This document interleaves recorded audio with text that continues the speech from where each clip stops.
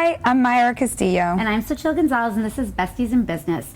Today we're going to talk about work-life balance for non-moms. And I know that wasn't what we said we were going to talk about, but now we're going to talk about it.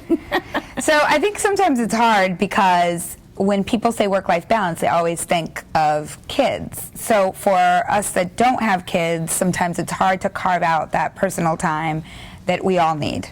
Especially because it's so much easier, I think, like to say, like, oh, my family needs me, and that's not an excuse, but a legitimate reason that everybody seems to understand. Whereas having to explain, like, I have a personal appointment that might be an OkCupid date, it's still as valid of time. And so what ends up happening for a lot of entrepreneurs that are single is that they have a harder time feeling that they have a valid excuse because there isn't necessarily like a husband and child to go home to or anybody that needs them physically, right? Like, right.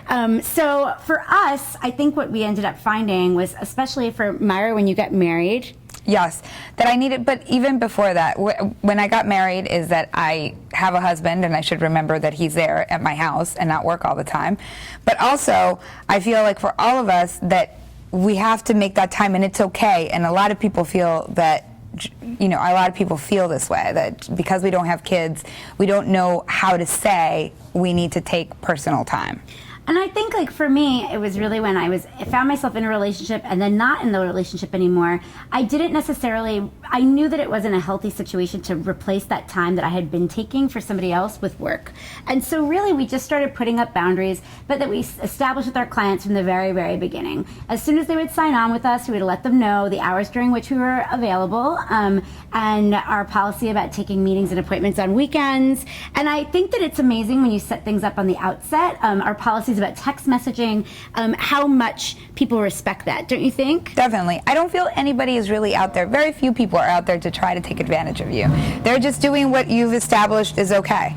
So just make certain things okay. So the bottom line really is that if you want to have work-life balance and you don't necessarily have a child or a set of children that you're tending to, the responsibility and the onus falls on you to create the priority to make time for your personal life. Your clients or your business are only going to take up as much of your space as you allow them to take. It's really up to you to decide that you are your personal priority, and if you're okay, we promise the business will be okay.